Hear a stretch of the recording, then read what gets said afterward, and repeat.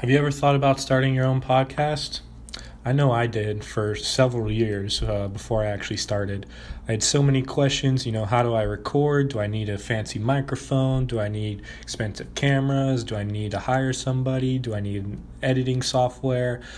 Do I need a studio? Do I need a website to, distribute this? How do I pay for a website and hosting?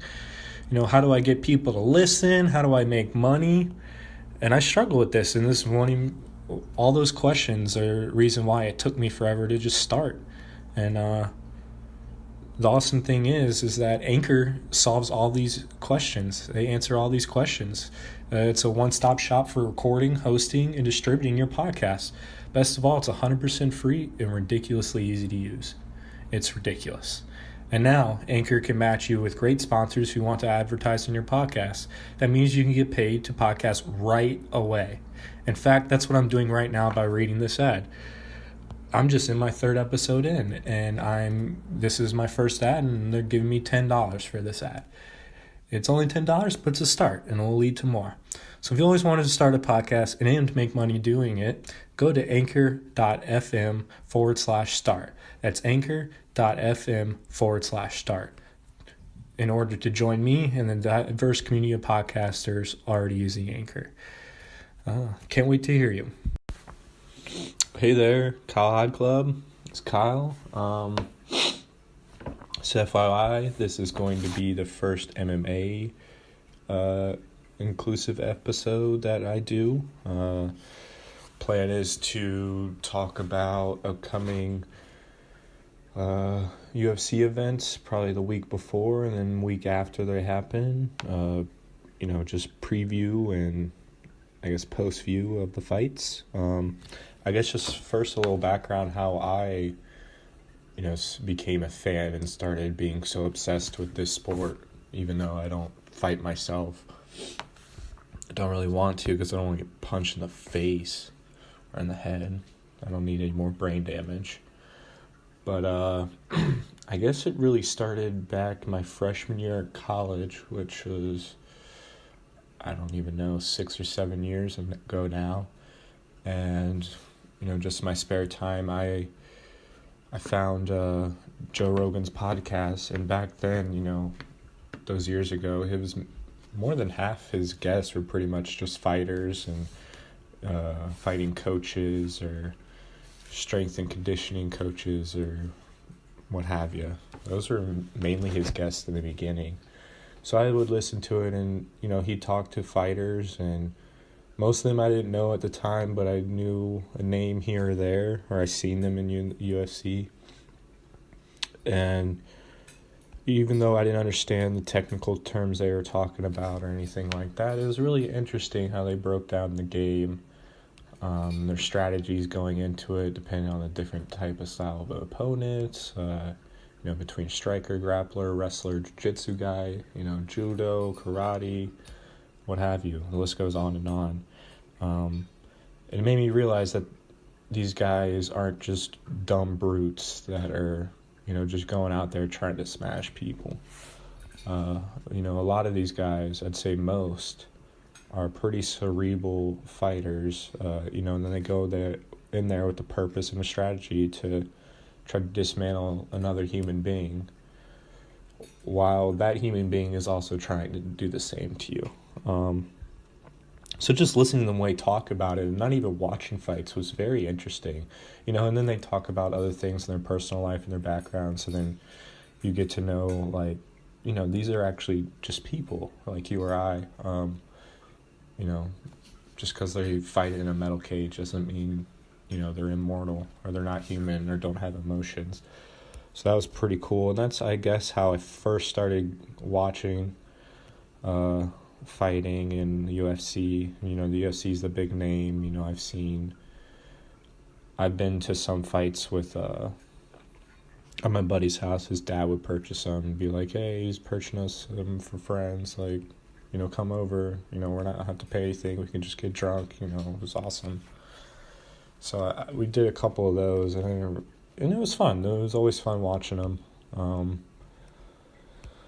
So yeah, I just started watching it more and more and listening to Joe Rogan's podcast more and more and realizing, oh, this is an actual sport. If anything, it's more than just a sport. So it was pretty cool. And then what really grabbed me into it, honestly, was fucking Conor McGregor. I have Irish roots, not me, myself, but I believe my mom's grandmother came over on... It was either my mom's grandmother or my mom's grandmother's mom. They came over from Ireland to the United States at Staten Island. I've seen the paperwork to prove it. It's kind of cool. So yeah, even though I'm basically just a normal-ass white American, it's cool to know where your lineage comes from. And so I kind of, even though I'm really American first and I'm not too nationalistic, it's cool to be like, oh yeah, got that Irish blood. Luckily the Irish. You know, I got red hair, my dad's a fucking ginger, I got a crazy red beard. So it's whatever. And then McGregor came along, and honestly I didn't watch any of his fights leading up to, I think it was the first time he was supposed to fight Jose Aldo.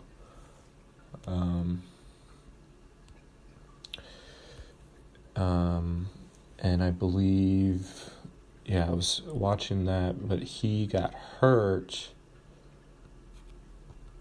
and so he fought for the interim title belt. Who was that against? Wow, I'm spacing. It's probably the weed. See, I'm still going to be high during these. This is still Kyle High Club. It's just going to be just different series. Same production staff. Same tools, just different shit we're talking about. Wow, I can't believe we're going to have to look this up. See results. I don't know why I can't remember who he fought for that belt. I know. Oh, duh, Chad Mendes. See, I could think of Eddie Alvarez in my head, but I knew he fought Eddie at the weight class above him. I don't know why, but for some reason I get Eddie Alvarez and Chad Mendes mixed up. I don't get them mixed up, but sometimes I think they're the same guy. And, one of them exists and the other doesn't. But, the first time I saw McGregor fight was a Chad Mendes fight. And I heard the hype behind, his weaknesses on the ground. He can't, we've never seen him there. We've never seen him on his back. I knew Mendes was a wrestler going into it, and I also know I think he had 8 days notice, so he wasn't the most conditioned for that fight. But it was a crazy fight, and I watched it, and, Mendes got him on his back, and I was like, oh, fuck, this is it. This is where people said he's vulnerable, and it looks like they're right. He didn't look very strong there, but, somehow at the end of that second round, McGregor got up and somehow finished him at 4:57 in the second round. And since then, I was like, wow. And the accuracy of those punches and that combination was just beautiful. And that's been played so many times over. And so I was like, damn, that was the first time I ever saw him fight. So after that, I was on board. I joined the bandwagon. The guy had been talking a bunch of shit. People were pissed off at him that the only reason he was getting a title shot so soon was because he was talking a lot of shit. And, they're definitely probably partially right. At the end of the day, it is a business. Yeah, the letters behind it are trying to make money. So, if it's what the people want to see, it's what the people want to see. And, whatever. It's the way the world is. So, yeah, he knocked out Mendes, and then when he fought Aldo, knocked him out in 13 seconds. I will remember probably the day I die how I was in my apartment in college with a couple of buddies. It was pitch black. We just turned all the lights off, and all of the fights before it were pretty good. And then he knocked Aldo out in 13 seconds, and everybody jumped out of their seats and were like, "What the fuck?" And I remember being like, "What the fuck? What the fuck? What just happened?"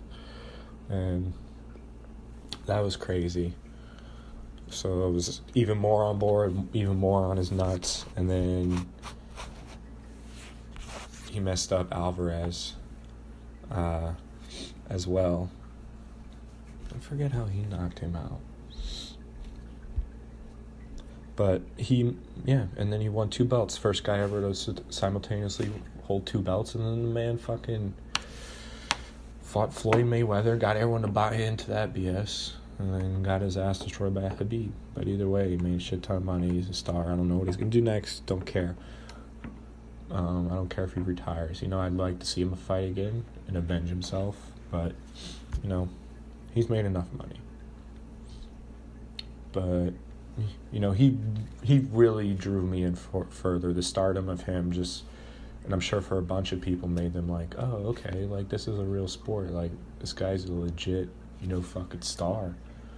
And he fought Floyd Mayweather. Everybody fucking knows that. Even people that don't know the UFC probably know McGregor, if they live in this planet. So after that, I just started watching all the fights. I'd watch them every fucking week, or every time they had them on. And, just a huge fan now. I can't say I'm an expert, because obviously I'm not. But I'd say I'd watch just about every UFC fight, but definitely, I think I might have missed. No, I might have missed the Argentina card, but I think I went back and rewatched it. I've seen just about every UFC event for the past 2 years at least, probably 2.5, 3 now. And yeah, I just like talking about it. I like watching them. I really like watching up-and-comers and seeing how people progress throughout their careers, see how they bounce back after losses, how they ride win streaks, that sort of thing. It's very interesting. So, with that finished, there's a big event coming up this weekend. It's UFC 235. It's by far the biggest card of the year, 2019. Very early in the year. It's late February, beginning of March. But nonetheless, the biggest card by far. Probably the most stacked we've had in a long, long time. So I'm pretty excited. I guess what I plan on doing is, an event that's coming up, I literally want to run through each and every fight on the card. I'll start with the very first fight that happens, early prelims, and then the main card. I'm definitely going to run across a bunch of people in the early fights that I may not know or know off the top of my head. But I'll do my best to, at least talk about it and see, put whatever opinion I can on it. Or just, yeah, that's really it. But, yeah, UFC 235. The first fight is... What division? Do they tell me what division here? Okay. I'm going on the UFC website. They don't say what division. I say the pounds, so 115. It's a women's featherweight fight. It's Poliana Viviana. Oh, I'm probably going to destroy some of these names too. Versus Hannah Cyphers. So I believe I've seen both these ladies fight before. But I don't really remember too much about their styles. It says they both lost their last fight. Poliana versus Aldridge, which I kind of remember her. Blonde. I don't remember her first name, and they're not showing her first name. But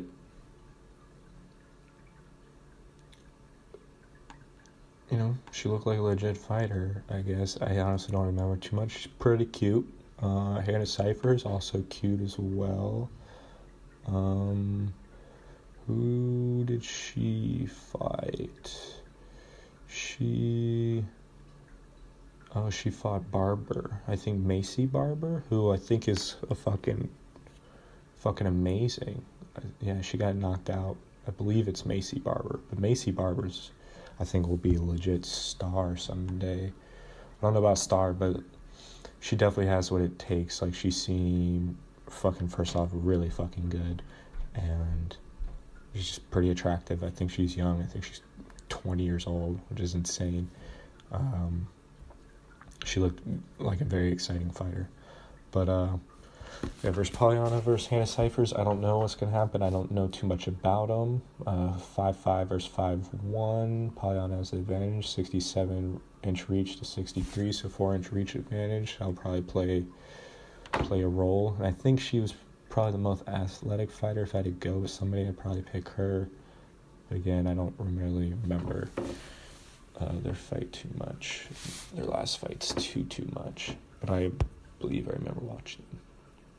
So the next fight is at 135, women's bantamweight division.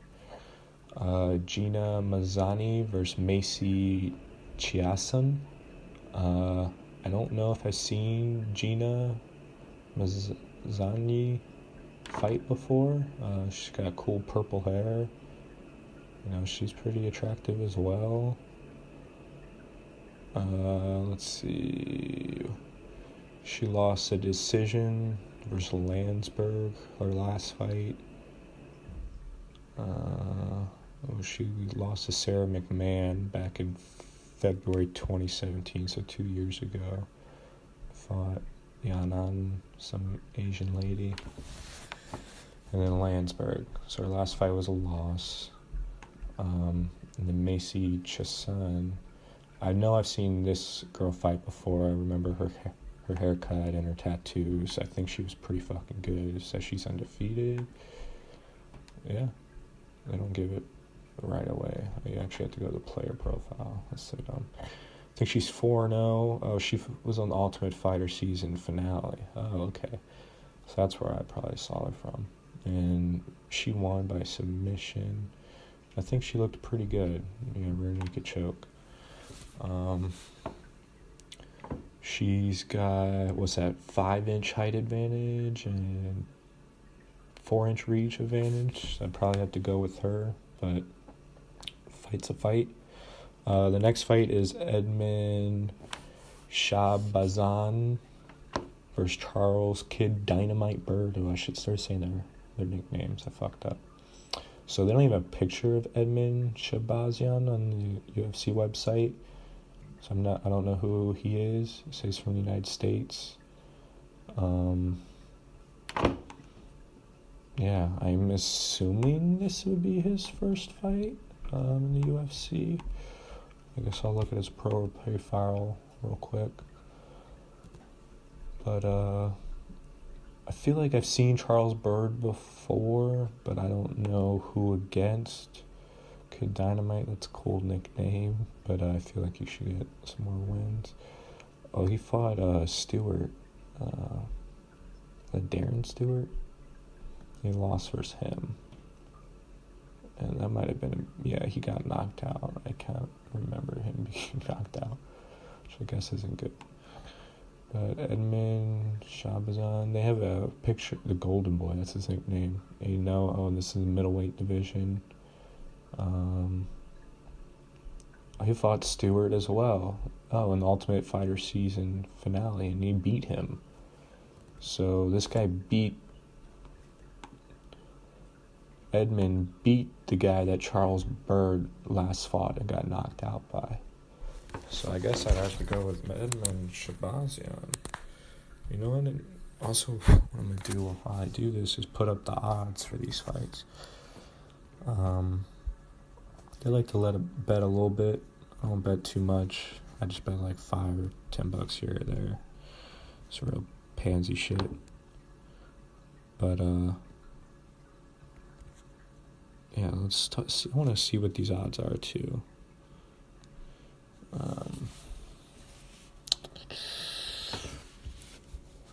But I mean, let's see. And Edmund has a 4-inch height advantage. They don't list his reach.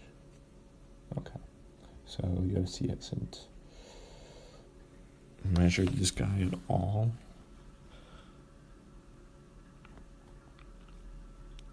Yeah, Pollyanna's a favorite. I'd probably pick her. Gianna. Oh no, Macy's a favorite.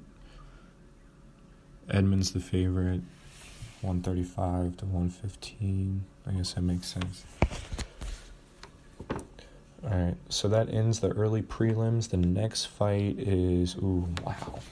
That's a fucking good-ass fight for the first fight for the prelims.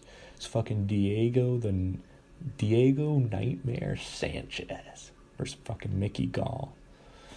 And, of course, Diego Sanchez, Ultimate Fighter Season 1 winner. Him and Matt Hughes. Diego beat up Kenny Florian to win. And, of course, Mickey Gall fought CM Punk his first fight and just wrestled on the ground and beat his face in like he deserved. And I don't know how good Diego Sanchez's ground game is and his wrestling is. I'm assuming since he's been around so long, he knows how to wrestle and defend takedowns. But from what I know and have seen, Mickey Gall's wrestling is on another level. And I don't know.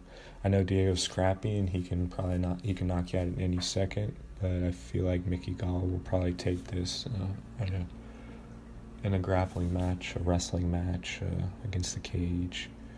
I wonder how good Mickey's stand-up is. I haven't really seen it too much. I've really only seen him wrestle. So we'll see if Diego will, stuff some takedowns and make him... He's definitely going to have to stand with him in the beginning of the rounds. I mean, he's a brawler. He's tough. He's going to be hard to put out. So we'll see how that goes. And Gall's a favorite to minus 245 to Diego Sanchez plus 195. Yeah, over-under, and they have over-under too. Next fight... a pretty good fight as well. Cody Spartan Stamen versus Alejandro Turbo Perez. I know I've seen Cody Stamen fight twice, I believe. I don't know if I've seen Alejandro Perez. I'll look at their profiles here in a second to remember. So yeah, Stamen got submitted by Aljamain Sterling. Oh yeah, by a fucking knee bar. I remember. I think it was a knee bar. And back on September. So I guess he didn't hurt it too bad. So he's fighting again here early March. So that's pretty cool.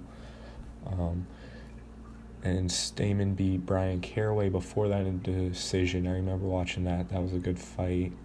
And Cody Stamen looks pretty good. I think Aljamain Sterling is just on another level, as we've seen recently. Who did Aljamain just beat? He just beat Jimmy Rivera, and pretty decisively. I think when Aljamain Sterling's fucking, when he's focused, he's one of the best in the world, and he's probably a top 5 in that division, and probably will be if he's not already ranked. He'll at least be top 10. But, yeah. So it's a bantamweight fight, 135, right? Bantamweight, yeah, 135 for men's and women's. And Alejandro Perez, who's he fought? Let's see. Winland, I don't know who that is, but it was he hasn't fought since last July, so it's a pretty decent layoff. But he won a decision. Got a knockout before that. Oh, he's on it. And he beat Uri Alcantara back in December of 2017. That's a big win by decision. Had a knockout after that, and then decision again versus Wineland. So it doesn't seem like this guy's too much of a slouch. I'd have to watch him fight. Obviously, he's not a slouch. He's in the fucking UFC. He'd probably kick my ass, even though I have 60 pounds on him. I have the same height. Perez has, what's that, a 2.5 reach advantage. What are the odds for this one? Stamon's a minus 200, Perez is plus 170. I think, even though I haven't seen Perez fight, they're both, they're both ranked 12 and 13. Stamon's 12, Perez is 13. I think I'd probably give the edge to Stamon, even though I haven't seen Perez fight. But it wouldn't be a bad idea to put, just a couple bucks on plus 170 Perez. He's got some decent wins in his background. He's probably been training a lot. He's probably gotten better since he's had a decent amount of time off. We'll see. Or maybe he's just been chilling. I don't know him. Next fight is going to be an amazing fight. It's the second to last fight on the prelims. The legend Misha Serkinov, ranked number 14, versus number 15, Johnny Walker. So Johnny Walker's got a number next to his name. That's pretty cool. Johnny Walker's going to be a star, especially at 205. They need fresh blood in that division. Who did he just fuck up recently?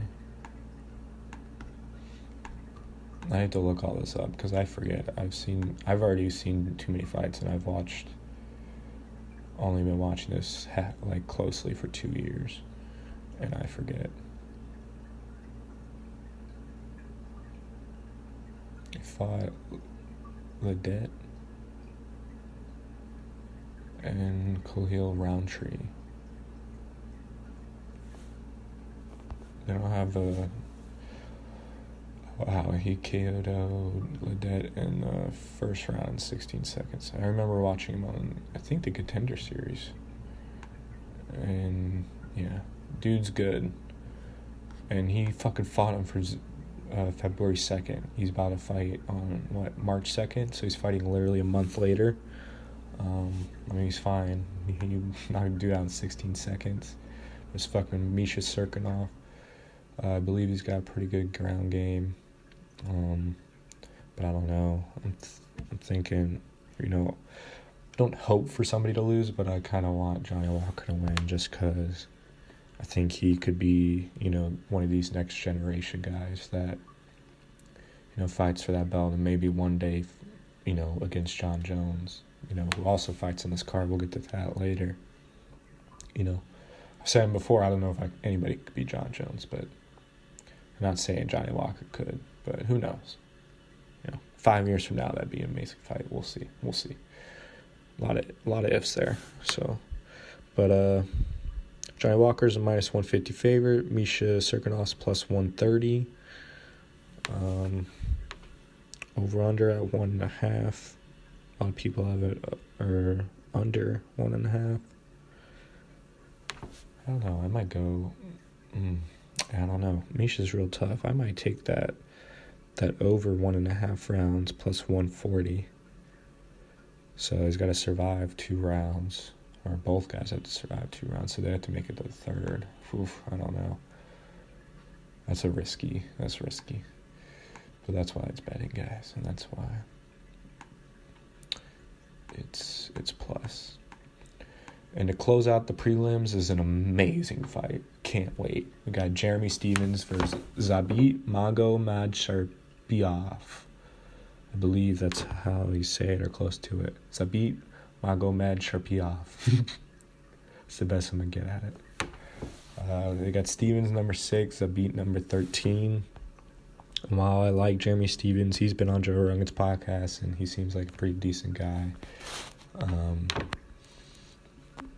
He looks like a meathead, he looks like an asshole, but he's got some cerebralness to his game, definitely some strategy. Has other interests in his life. It's another person. Zabit, on the other hand, I don't know him. He's from Russia, so he barely speaks English. But I don't know, I think Zabit's just on a whole nother level. Even though Jeremy Stephens has been around for a long time, he's got some power. The little heathen Stephens. Zabit's just on another level.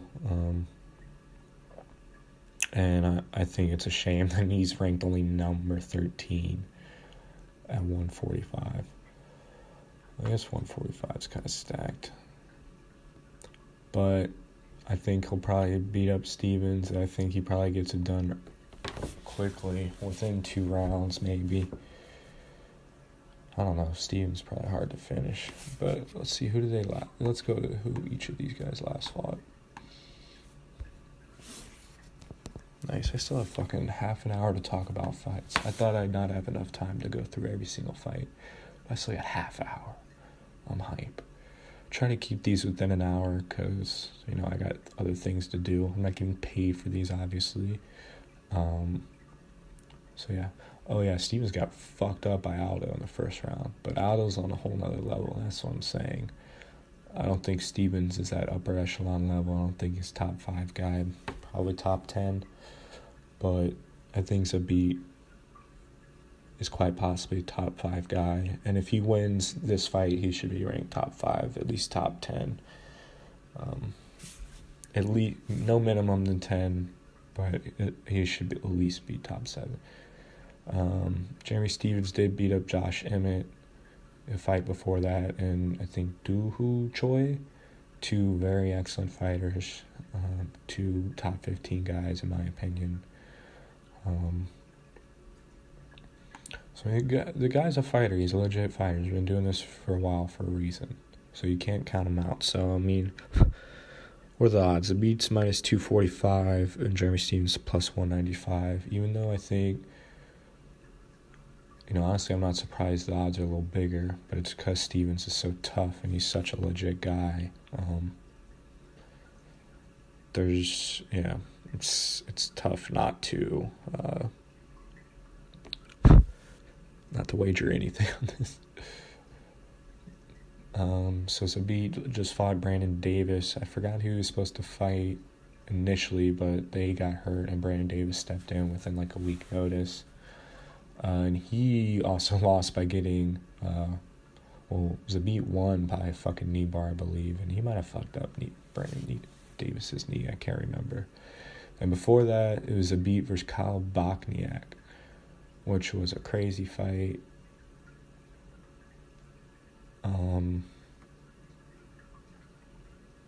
I believe Bochniak was just fucking biting down on his mouthpiece and throwing haymakers because he knew he couldn't compete with Zabit technically, and he just tried to knock him out. But I think Zabit's head is too big, man. He's too quick. He's too technical.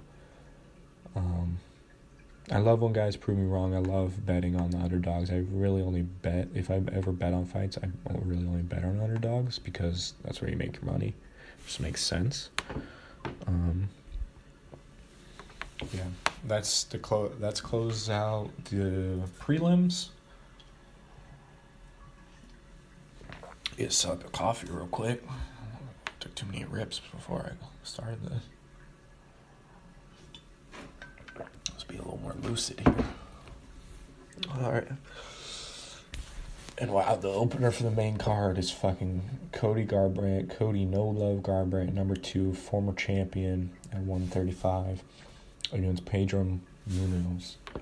Pedro the Young Punisher Munoz. About to see, sorry.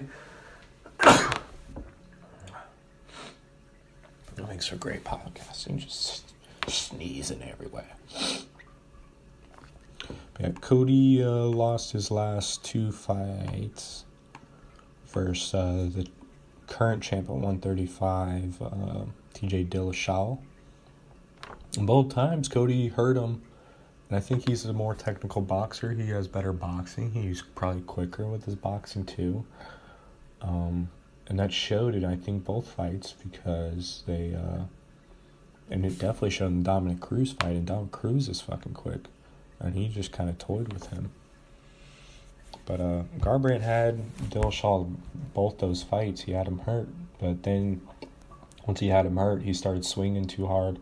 He lost his fundamentals, and his punches got real loopy, a lot of fat in them. They weren't straight any longer, so they weren't getting there as quick. And then TJ, even though he was hurt, he just stayed a little more tighter, a little more disciplined, and both times finished him while Garbrandt was trying to finish him. And when you just try to open up and swing for the fences, it leaves yourself vulnerable, and all it takes is one punch to change the entire fucking fight, or one hit. And, playing with fire, you get burnt sometimes, and honestly, just got burnt. You thought he'd learned from the first fight. He didn't. He thought it was a fluke. And then, same thing happened. And hopefully, I think he probably learned from it. He's a real good fighter. I thought it was a little soon when he fought Cruz to give him a title shot. I thought he was probably a potential star in the making. He's got the tattoos. He's an attractive dude.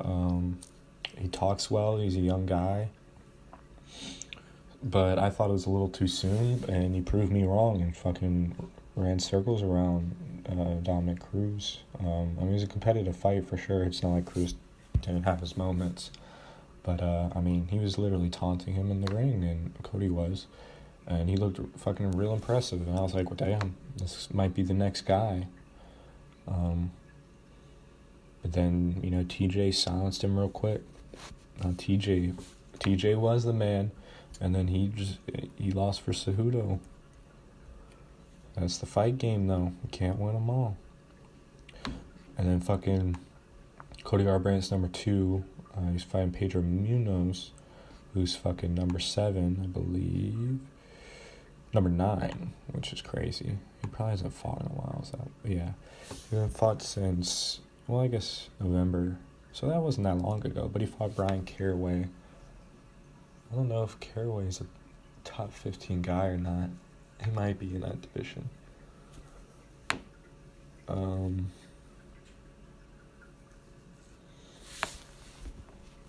But he knocked Caraway out in the first round. Before that, he beat Johns.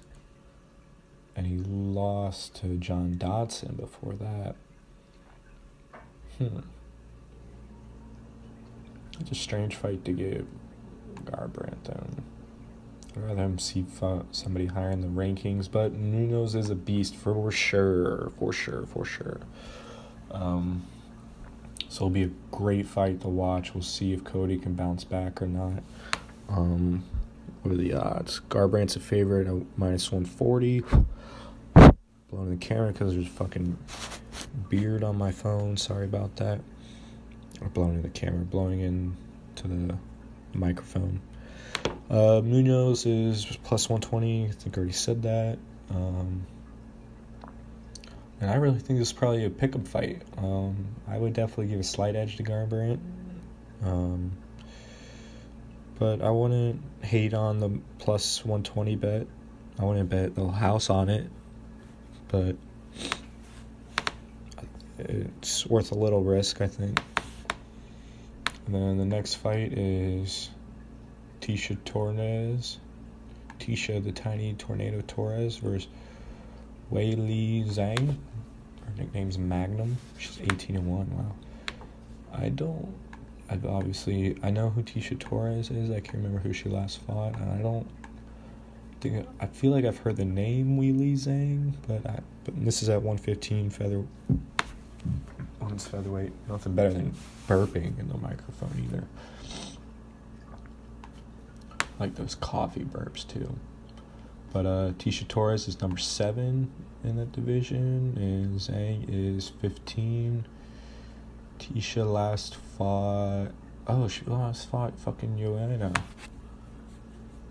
Jędrzejczyk and Jessica Andrade before that. Damn, both losses. Well, those are both top 3 fighters, and lost to Michelle the Karate Hottie Larson. So she's been on a losing streak.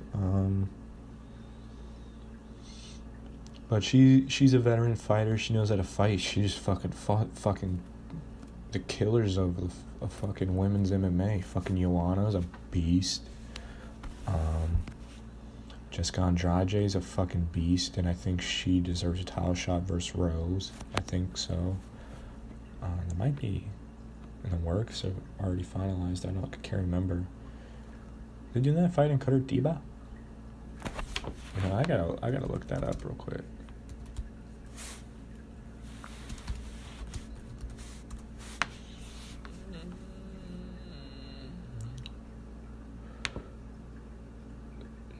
Rose eyeing spring returns. That's Jessica Andrade's only fight that makes sense. I fucking agree. And that'd be a crazy fight. Andrade fucking stones in her hands at 115, which is unheard of. That girl hits hard. I'm scared. She's thick. Fucking jacked, too. She's scary. Kind of reminds me of Amanda Nunes, but at 115. She's got her. Well, she's not fighting. Talking about people that ain't even fighting. But, so we got Tisha Torres versus Weili Zhang. Tisha Torres has been on a little of a slump, but she's also been facing some killers. Weili Zhang, number 15, so I'm assuming she just got that 15. Oh, yeah, versus Jessica Aguilar, who's a veteran fighter. Beat her, submission the first round. She beat Taylor. I don't know who Taylor is by decision. Looks like some young black chick. She's 29. Zhang's got a 3-inch height advantage and a 2.5 reach advantage. The odds, Torres is plus 100 and Zhang is minus 120. I myself might end up betting on Torres just because I know she's a proven fighter, even though she's been on a rough patch, but she's been fighting top 3 fighters. Larson might not be top 3 at the moment. Definitely has the potential to be definitely top 10 right now, possibly top 5. So she's just fought some tough fights. She's a veteran. Hopefully she swings back. It's not like I'm trying to root for one person or the other. I don't know Zhang that well, but she's a favorite, and there's a reason for that. She's probably pretty good. So we'll see how that works out. It will be a cool fight before all the really, really fun fights. So the next fight, and honestly, this might be my favorite fight of the night. It's fucking Robbie Ruthless Lawler versus Ben Funky Anderson. Jesus, Ben Askren. And finally, Ben Askren's in the UFC. I never heard of Ben Askren until he was on Joe Rogan's podcast. He's a very intelligent, smart, funny guy.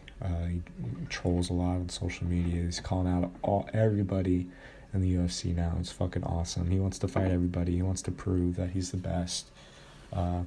Background, I believe he's a very good wrestler. Him and Tyron Woodley actually training partners. They were college wrestling teammates, and they wrestled together pretty much every day and just iron sharpened iron. And I believe Woodley said, there's nobody like Askren, he's better than him at wrestling. And then they're facing Robbie Lawler, who's a fucking deadly ass fighter, just fucking deadly. I don't know how good he is on the ground, but the dude's obviously fucking yoked and strong as fuck. So I think he might be able to stuff some of his takedowns, but again, I've never seen Askren fight. Maybe I should do some research before, but I kind of don't want to. I kind of just want to see what he does when he goes in there. Lawler did lose. Wow, he has fought for a while. A decision to RDA, Rafael Dos Anjos, back in December of 2017, so over a year now. It was a 5-round decision, and I remember that was just a brutal beat-up because RDA came up to 170. Are they fighting 170? 180? Yeah, they're fighting at 170. God, how is Lawler 170? That dude's fucking yoked. Jesus. But, Jesus Christ. Yeah, he had a war last time versus RDA, and he probably needed some time off because RDA's cardio is just insane. It was just fucking... It was like a video game, man. Just always pressing buttons, never stopped. And even though Lawler, he's a pretty good striker, and he's tough as there is, as he proved in that fight once again. I don't know, he didn't have an answer that day. Ben Askren's not really a striker as far as I know. Like, that's not his background, so I don't think he won't beat him in that facet for sure. He has to get him on the ground, and if he doesn't, he's gonna get his brains beaten. And same goes the opposite way. If Askren gets Robbie to the ground, I think he might beat his brains in as well. It's a very interesting fight between contrasting styles. I'm really looking forward to Askren's debut, and they're just feeding him the fucking sharks just right off the bat. Damn, Dana. Dana has no remorse. Let's see where the odds. Askren's a minus 275 favorite. Robbie Lawler's plus 225, which is insane that Lawler is that far of an underdog versus anybody. Even though, again, I don't want either guy to get their face beat in, but I would like to see Askren win, just his debut fight, kind of silence Dana White, just be like, hey, I'm a legit fighter, and then start fighting the best guys in the world. I think even if he loses, it depends on how it is. We'll see come Saturday, but even saying that, I will probably put some money down on Lawler, just because plus 225 is pretty good fucking odds, considering it's a fight. Anybody can win, anybody has a puncher's chance, so we'll see. Very excited for that. Then we got the co-main event. It's a championship fight at 170 between Tyron Woodley and Kamaru Usman. And Usman, and let's see.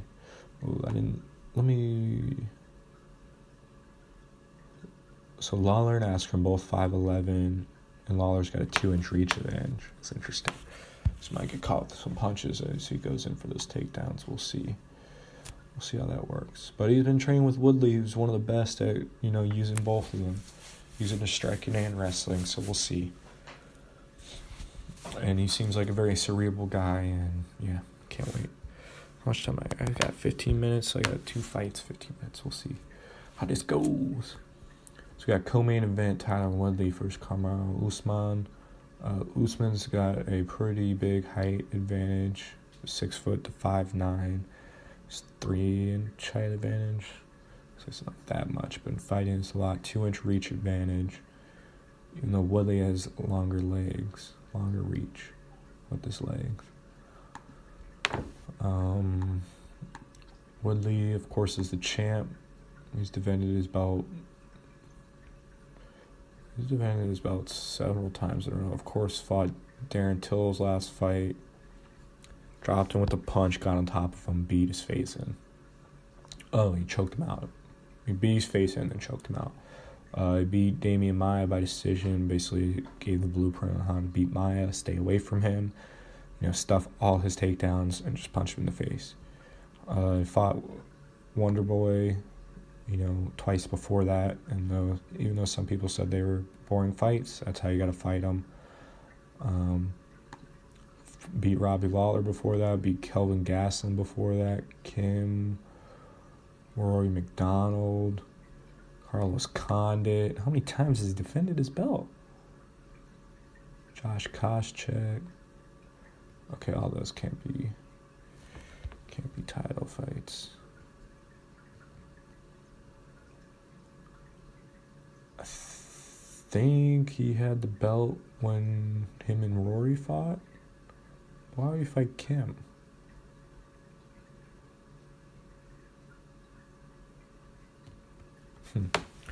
But he's defended his belt at least 5 times. And dude's a beast. Great wrestling. Fucking all the power in the world in his right hand. Can knock anybody out.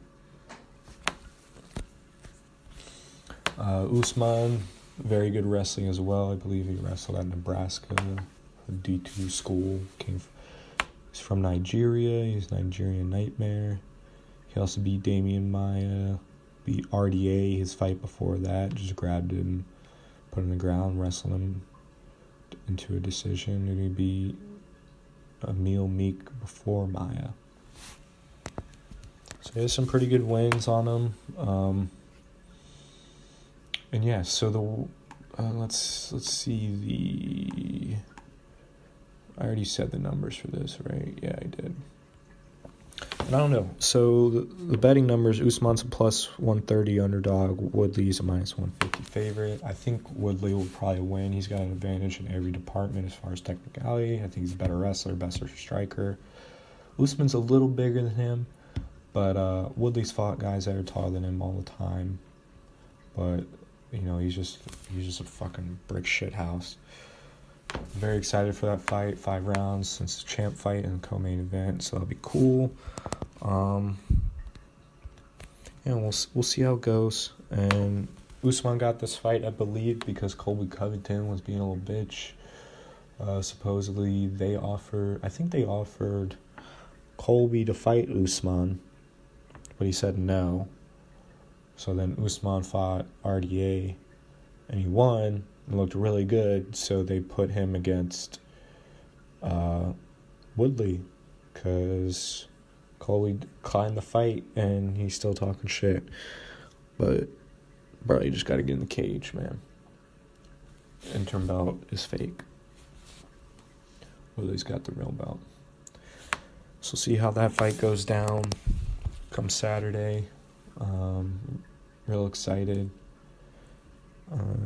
Let's see, what are the rounds on this? Wow. So for rounds, it's currently at 4.5 plus 100. In the overs, 4.5 minus 120. I don't know if this will go to decision or not. So I think Woodley was just going to play a defensive fight, which would be smart because he has, the advantage in every discipline. So if he just waits for Uzi, he can just do the Damian Maia strategy because he's a better striker than him. So he'll just punch him on his way in, stuff his takedowns, keep it standing, punch him on the way in, stuff his takedowns, and then I think he's the better wrestler too. So even if he stuffs a takedown, he can flip it and and light up on top and start some ground and pound, or just control him for the whole fight. Woodley's just a beast, man. He doesn't stop working. I think he probably gets better fight to fight. I don't think this one would be much different, but you never know. A fight's a fight, and we'll see. Then we got the main event with Johns Bones Jones, a quick turnaround after beating Gustafsson for the second time and beating him decidedly, dominantly. He looked great. Striking was amazing, and then his pressure with his grappling was not surprising, but it was scary. I felt bad for. He's a fighter, but you could tell it was over once it went to the ground. And Bones is fighting Anthony Lionheart Smith, great fucking name. This guy's been around for a while. A lot of people say he's a young guy. He's not. He's older than Jones. He has like 40 more fights than Jones. I believe he has like 40 professional MMA fights and like 30 amateur fights or something like that. So this guy's been around. He's seen a lot. He's probably seen every style. He's got, who knows, all the data in his head and all the fights he's seen, all the moves. 5-round fights. It's a champ fight and main event fight. John Jones currently is a minus 845 favorite, and Smith is a plus 595 underdog. They currently have the over-under at 1.5 plus 100 for the under, minus 120 for the over. So more people are thinking it will go more than 2 rounds. I'm surprised. I feel like the betting actually would be on the under. John, he defeated Gustafsson in the second or third round. So I don't know. I think Anthony Smith's really good. I've seen him fight live twice now. I saw him fight. Actually, I might have only seen him fight live once. But I did see him fight live versus Rashad Evans, and he knocked him out, I believe, with a knee within like the first 30 seconds. I was like, damn, who is this guy? Rashad Evans is a legend, former champ. He'll probably be in the Hall of Fame one day. Current commentator, analyst. I think he's more of an analyst, but he's pretty good at that too. Yeah, it looked really good. And I believe Smith Lionheart beat Shogun after that, so it'd be 2 former champs, 2 legends. Fight anybody after that? We'll see. But they're both same height, 6'4". It's light heavyweight, so 205. China's decided reach advantage 8.5. Leg reach is about the same. Let's see who's Smith fought. Shot it. Oh yeah, and then he fought Volkan Ozdemir, who I thought he would be the next contender at light heavyweight. If DC didn't want to come back down, and Lionheart won. It was a crazy close fight. I think Volkan was actually winning it. But then Smith, he's got a fucking Lionheart. He just pulled it out and somehow got the rear naked choke. And the last, he submitted him at 425 in the 3rd round. I thought it was really impressive. And yeah, they pushed him up to 3rd in the rankings. Yeah. And now he's getting a title shot. He asked for a title shot after that, and I'm glad he has one. He's got the experience, and who knows, he might pull it off. I think John Jones is probably the best fighter that's ever walked into an octagon. He might be the best athlete to ever walk in the octagon, too. He's got 2 older brothers that are in the NFL. Dude's a fucking beast. He doesn't stop working, and he's got to focus now, and he wants to be the greatest. You know, I'm sure he still parties and stuff, but he's got a renewed focus, and you could tell it's in his eyes, and he's a fucking killer. He's an assassin. So we'll see how the fight goes. I want both guys to put on a good performance. I think it'd be cool to see Smith win. You know, I love underdogs. I'm betting some money on him because you saw the odds. I told you the odds. At least right now, plus 595. I bet $6 on him. If I win, I get $45 off a $6 bet. That's insane. You know, I'll probably bet more in between then and now. The number will probably just shrink and shrink. When I first checked, like a few weeks ago, it was plus 1,000, which is crazy, just for any fight. So we'll see how it goes. Even if John wins, I'd be excited for that, because then it's like, okay, who's next? And honestly, if he wins, I don't know who would be next. I guess we'll cross that bridge when we get there. And yeah, those are all the fights coming up. I only have less than 4 minutes till an hour. I had a few other things written down that I maybe was going to touch on if I had any minute, but I think that's good. We got through the entire 235 card, explained how I first started, getting into MMA and fighting and just trying to learn things about it. I have a fucking punching bag in my apartment now, just for the fuck of it. It's a good workout. It's fun to do. I'm really contemplating joining a jiu-jitsu gym for defensive purposes. And yeah. Can't wait for Saturday. It's going to be an exciting night of fights. The card's stacked, as you heard, as I fucking went through every single one of them. Yeah. Of all you guys, make sure you watch the fights if you're interested. Pay-per-view event. But you don't have to do pay-per-view. You can do, whatever your country offers. All right. Everybody take care. Love you. Bye.